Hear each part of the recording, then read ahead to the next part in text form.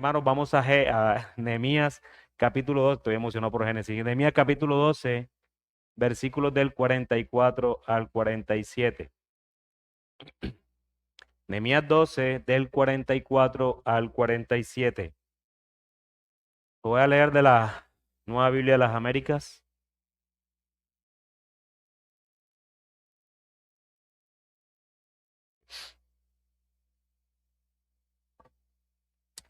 Leo en el nombre del Padre, del Hijo y del Espíritu Santo. Aquel día fueron designados hombres a cargo de las cámaras destinadas a almacenes de las contribuciones, de las primicias y de los diezmos, para que de los campos de las ciudades recogieran en ellas las porciones dispuestas por la ley para los sacerdotes y levitas. Pues Judá se regocijaba por los sacerdotes y levitas que servían. Ellos ministraban en la adoración de su Dios y en el ministerio de la purificación, junto con los cantores y los porteros, conforme al mandato de David y de su hijo Salomón. Porque en los días de David y Asaf, en tiempos antiguos, había directores de los cantores, cánticos de alabanza e himnos de acción de gracias a Dios. Y todo Israel, en días de Zorobabel y en días de Nehemías, daba las porciones correspondientes a los cantores y a los porteros como se demandaba para cada día, y consagraban parte para los levitas, y los levitas consagraban parte para los hijos de Aarón. Esta es la conclusión al avivamiento que se tornó luego de que el pueblo leyera la palabra de Dios, leyera el libro que se encontraba bajo los escombros. Desde el capítulo 8 hasta el jueves anterior, vimos todo lo que pudo ocasionar la palabra de Dios en el pueblo de Dios. Vimos todo lo que ocasionó desde el capítulo 8 hasta el capítulo 12, 43, todo lo que la palabra de Dios puede ocasionar en el pueblo de Dios. Produjo en el pueblo arrepentimiento, produjo en el pueblo tomar acciones contra lo que Dios no amaba. Produjo en el pueblo alabanza a Dios, produjo en el pueblo lectura de su palabra de pie por 3 horas, produjo en el pueblo adoración a Dios por 3 horas, produjo en el pueblo reflexión de lo que Dios había hecho en toda la historia por este pueblo. Produjo también cambios en sus vidas, produjo cambios en la manera de cómo se debe adorar al Señor. Produjo coros, lo que veíamos el jueves anterior. No crean, yo no estaba, pero yo estaba. Produjo coros de cánticos grandes, recuerdan, uno a la izquierda y otro a la derecha. Y también produjo algo en el pueblo que es como nos lo dice el versículo 43 de la semana pasada. Aquel día ofrecieron cantidad de sacrificios y se regocijaron porque Dios les había dado mucha alegría. También las mujeres y los niños se regocijaron. El regocijo de Jerusalén se oía desde lejos, dice la palabra de Dios. Hermanos, abrir el libro debe producir gozo. Un gozo que el mundo no entiende. Un gozo que el mundo debe escuchar a lo lejos. Que nuestro júbilo, nuestro gozo, nuestra alegría se note en la vida santa que llevamos todos los días para la gloria de Dios. Pero eso solo lo puede ocasionar Dios a través de su palabra. Por eso es que este tesoro debe ser expuesto día tras día a nuestras propias vidas, porque es la única espada que puede atravesar nuestros orgullos, es la única espada que puede humillarnos y traer gozo de esperanza en el gran Dios Trino que se decidió a salvarnos. Este versículo 43 que leímos es como la introducción de los versículos que leímos introductoriamente allá al inicio, en el versículo 44 al 47, donde se desarrolla la idea de ese gozo que produce en el Dios, que produce en el pueblo de Dios mismo. El versículo 44 dice: aquel día fueron designados hombres a cargo de las cámaras destinadas a almacenes de las contribuciones, de las primicias y de los diezmos, para que de los campos de las ciudades recogieran en ellas las porciones dispuestas por la ley para los sacerdotes y levitas. Y dice, pues Judá se regocijaba por los sacerdotes y levitas que servían. Judá se regocijaba en gozo, o sea, tenía gozo por los sacerdotes y por los levitas que servían.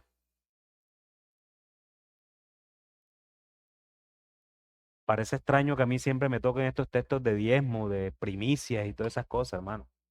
Pero es que el Señor les está hablando. Estamos en enero. Aquel día fueron designados entonces hombres a cargo de los depósitos, donde se almacenaban todas las cosas de las contribuciones que el pueblo daba. Es decir, las primicias y los diezmos del pueblo. Esto ya fue obviamente explicado unas semanas atrás, poniéndolo en el contexto correcto del tiempo en el que esto hacía el pueblo. Ofrendas, primicias y diezmos del pueblo era lo que estos hombres depositaban en estos almacenes. Y vemos que eran ofrendas, primicias y diezmos de los campos, dice el texto en el versículo 44. Por ello se necesitaban depósitos. No era dinero necesariamente que ya existía en ese tiempo, sino alimentos que producía el pueblo en el campo de sus tierras. Esto nos deja entrever la mala utilización de estos términos en nuestra época, pero sin violar los principios de esta que nos ayuda a contribuir igual para la obra del Señor. Pónganle el título que le quieran poner. Diezmo, ofrenda, primicia. Ofrenda, primicia, diezmo. No importa, pero esto sí nos deja principios de cómo el pueblo en agradecimiento al Señor se manifestaba. Y era por el gozo de ver a quienes, a los sacerdotes y a los levitas, cómo servían en el templo, en la casa de Dios. Entonces una cosa no anula la otra, pero sí nos ayuda en colocar cada cosa en su contexto original. Y parte de estas porciones que se cogían de los campos en ofrendas, primicias y diezmos se entregaban a los sacerdotes y levitas conforme a lo estipulado en la ley. Los diezmos para los levitas y las mejores ofrendas y los diezmos de los levitas para los sacerdotes.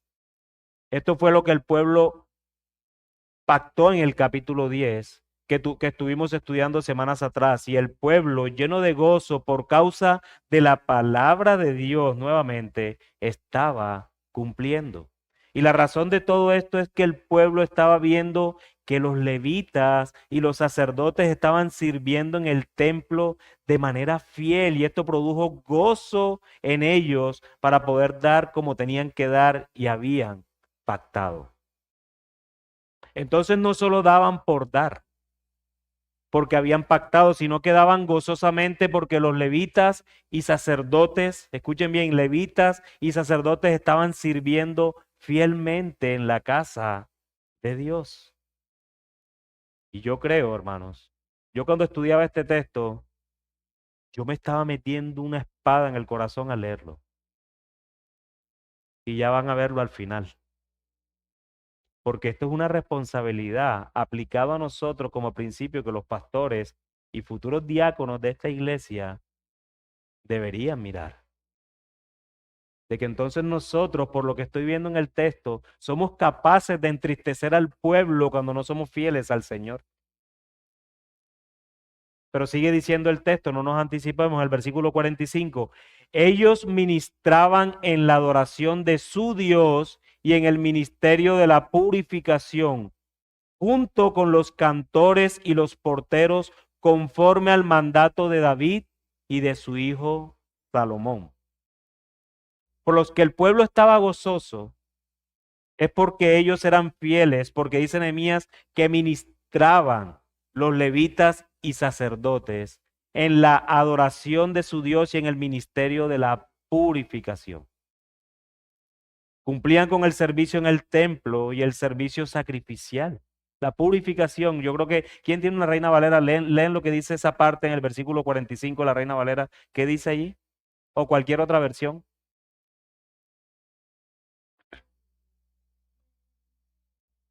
El servicio de la expiación, ¿cierto? Entonces, ¿qué nos está hablando? Nos está apuntando a los sacrificios. ¿Y quiénes eran los que hacían los sacrificios en el templo?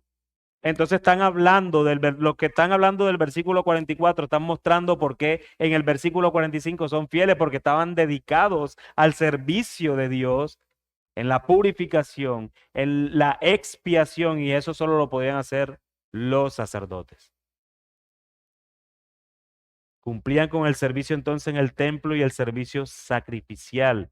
Es decir, los sacerdotes purificando el pueblo cuando estos presentaban los sacrificios delante de Dios para limpiar ¿qué? Sus pecados. ¿Cierto?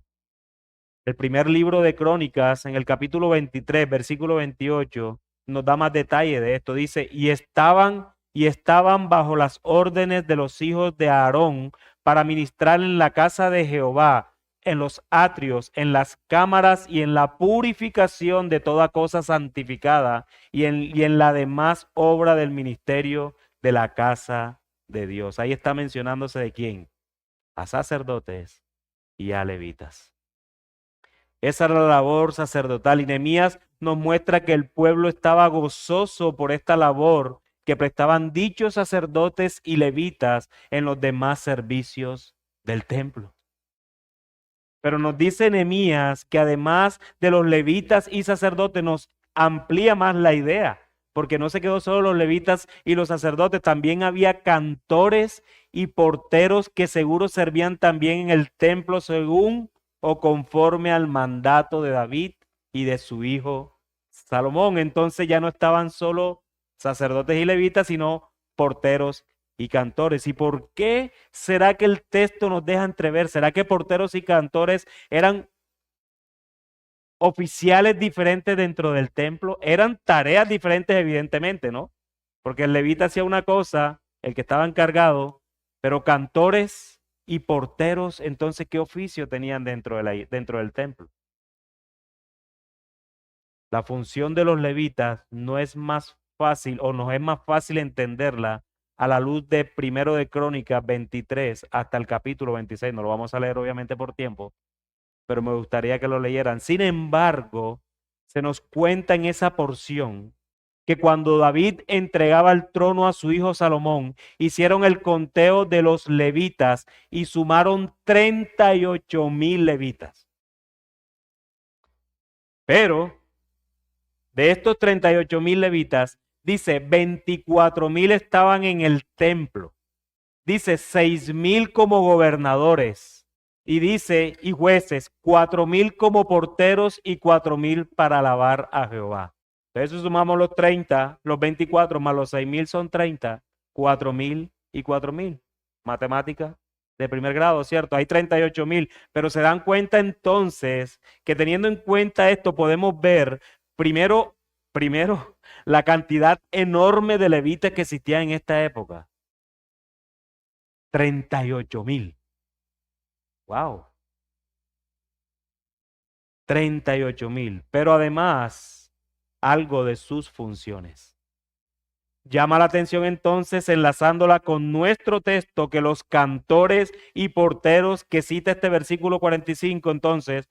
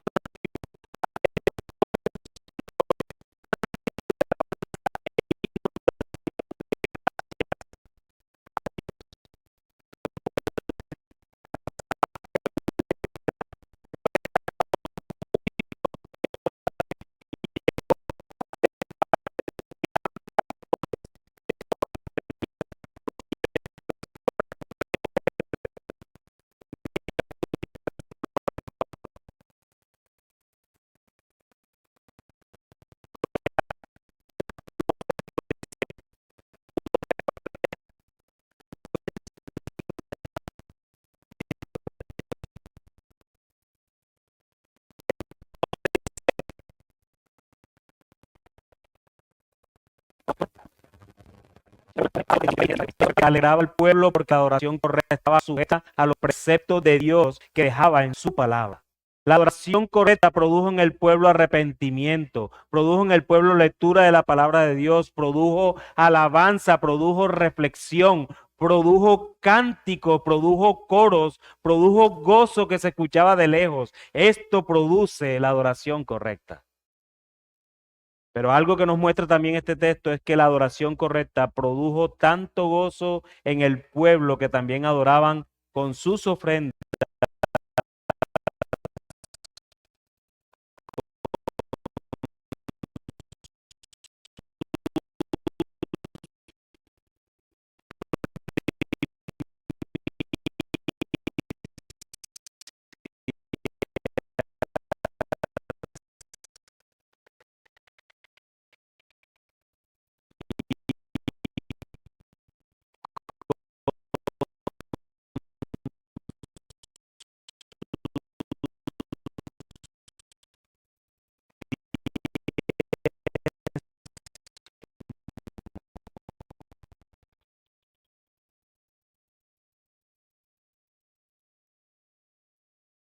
Y esto es que hace parte de la adoración dominical que tenemos como pueblo reunido cada domingo. Es una expresión del pueblo en dar de lo que Dios ya nos ha dado. Es una forma de manifestar la adoración del pueblo en gratitud de lo que se recibe.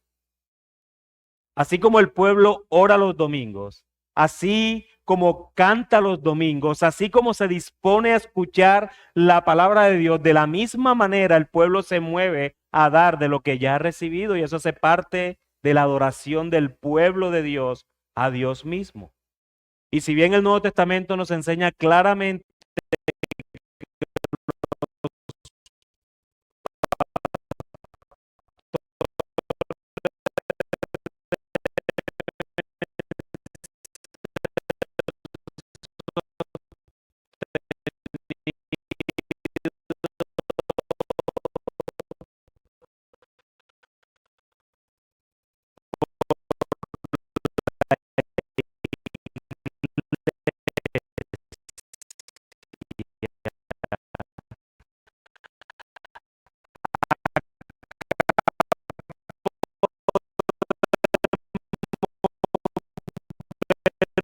un principio de correcto hacerlo.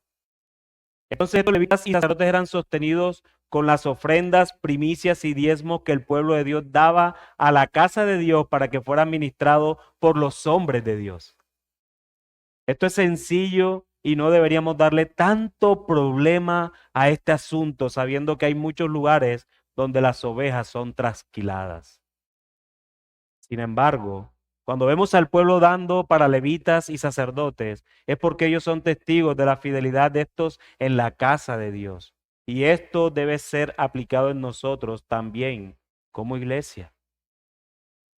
Hermano, ¿cómo puede sostener la iglesia un pastor que no es dirigido por Dios? ¿Cómo la iglesia puede sostener un pastor?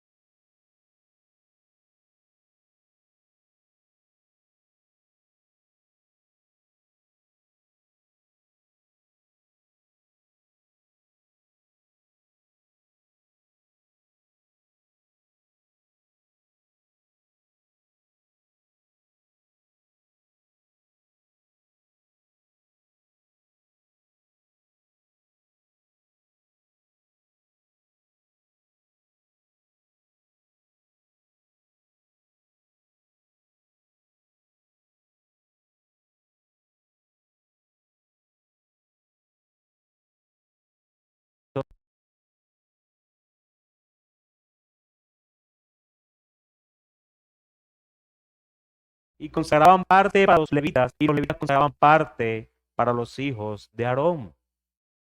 El pueblo en el tiempo de Zorobabel se está refiriendo el texto a los tiempos también de Esdra, que era contemporáneo con Nehemías. De hecho, hemos visto dentro de Nehemías cuando Esdra en el capítulo 8 lee la palabra de Dios, ¿cierto?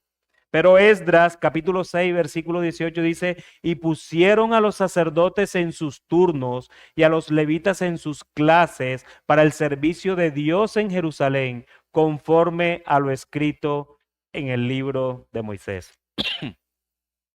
El pueblo les daba a los levitas conforme a la ley de Dios, y esto a su vez conforme a lo recibido consagraban la parte para los hijos de Aarón. ¿Quiénes eran los hijos de Aarón? Evidentemente los sacerdotes. Entonces una adoración correcta, hermano, nos lleva a dar correctamente, pero también debe llevarnos a ver que se hagan las cosas correctamente. ¿Cierto que sí? Y esa es mi invitación para ustedes en esta noche. Que podamos meditar, no solamente a dar correctamente, sino que dar con las convicciones correctas y además porque tú estás siendo nutrido correctamente, porque tú estás siendo vigilante. Ahora no estoy diciendo que ahora tienen que poner una cámara en la puerta de mi casa, que tienen que poner una cámara dentro de mi casa o en la casa del pastor Ángel, o que ponga una cámara, que me ponga una cámara aquí atrás a ver yo qué estoy haciendo. No, esto no es gran hermano. Aunque una hermana, ahora que me está diciendo que sí, me trató de traicionero el lunes, porque tenía una camisa que no era de la iglesia. Usted es un traicionero. Judas me trató. No aceptes, no aceptes contra los pastores solamente una calumnia de esa. Tienes que llamar a testigos, hermano.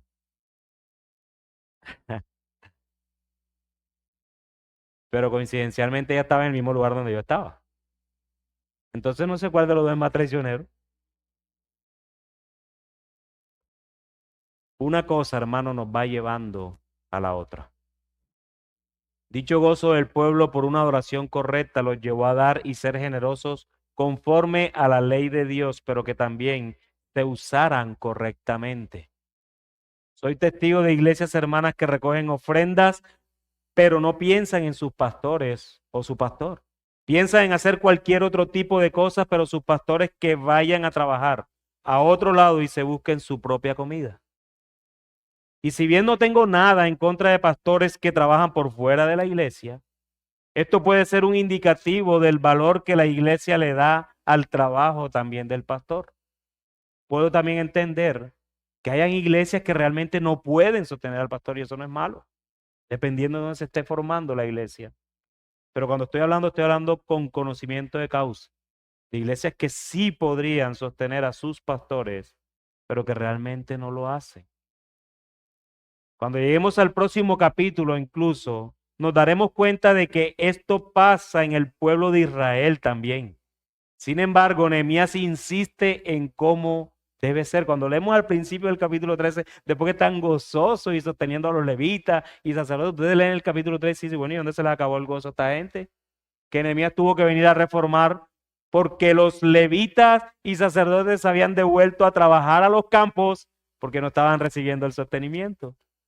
Y Nehemías hace su reforma, pero no lo lean hoy, hermano. Lo leen para el otro jueves. Ansioso, hermano. Yo sé. Es que te toca a ti, ¿verdad? Ok. Ay, hermano, ¿qué vamos a hacer con Juanqui? El punto es que puede estar pasando en una aplicación práctica de que la iglesia no valora el trabajo del pastor, de traerles el alimento masticado para que lo puedan digerir. O el pastor no enseña este tema a la iglesia también por el pasado de cada uno. He escuchado a pastores, hermanos de verdad, de sana doctrina, diciéndome, es que yo ese tema no lo toco en la iglesia porque es que todos han venido trasquilados. Y yo sí, está bien, pero lo que nos pasó no anula el mandato. A mí también me trasquilaron y bastante feo. La tarjeta de crédito pasé, wow, a 24 cuotas. Ay, Señor, ¿de dónde me sacaste? Y si bien entonces podemos saber que el pasado nos condena, porque fuimos trasquilados muchas veces, eso no anula entonces el mandato. Recuerde que el pueblo a esta altura daba con gozo por la fidelidad de estos hombres en el servicio a Dios. Hoy vemos muchas cuevas de ladrones donde los asistentes dan con gozo sin alimento, y eso sí que es una antítesis, ¿verdad? Pero llegan a iglesias sanas y luego no quieren dar porque ahora es por gracia.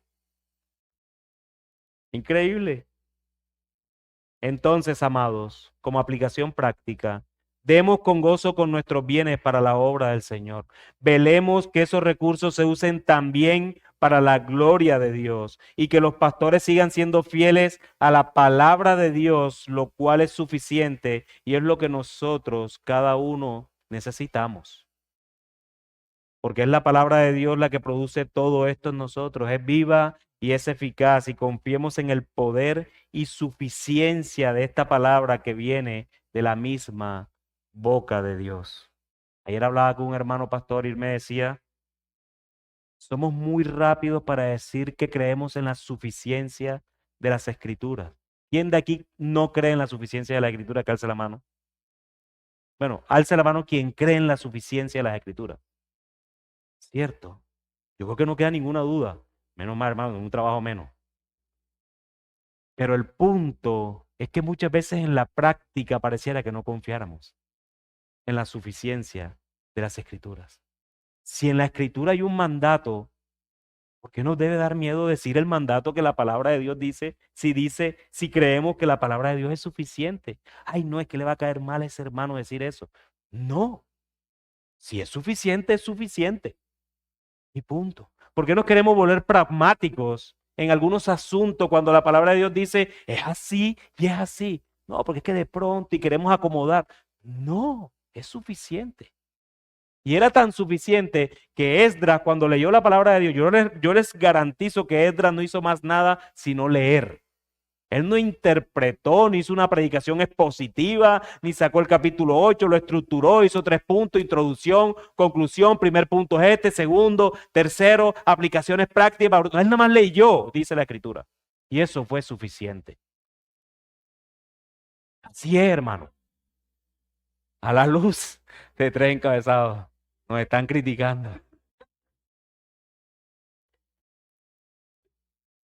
Pero a lo que voy, hermanos, que lo que esa palabra de Dios hizo con el pueblo es lo mismo que hace entre nosotros. La palabra de Dios es suficiente. Así que el Señor nos ayude, hermanos, a seguir siendo fieles a Él, solamente a Él. Como pastores, Ángel, contigo esto. Como pastores, seguir siendo fieles a Él. Pero iglesias, ustedes manténganse vigilantes de esos 2 varones que hoy están en autoridad en la iglesia. Porque somos muy rápidos para desviar. Nosotros somos igual de pecadores que cualquiera de ustedes. Nosotros no tenemos una unción especial. Somos igual de pecadores con dones que el Señor ha dado. Así que toda la gloria es para el Señor. Así que, hermanos, manténganse vigilantes. No les dé temor decir, hey, hermano, pastor, ¿por qué cantaron esa canción cuando ahí dice una herejía? ¿Por qué están haciendo ahora obras de teatro cuando antes no se hacía? ¿Por qué ahora están colgando, no, qué sé yo, están tirando polvos así al momento del sermón? Hermanos, manténganse vigilantes, porque muchos de los que hoy han apostatado de la fe al principio eran fieles. Y la iglesia es responsable. La iglesia es responsable. Así que, hermanos, los exhorto en amor a que se mantengan vigilantes y que el Señor nos ayude a todos, amados hermanos. Amén.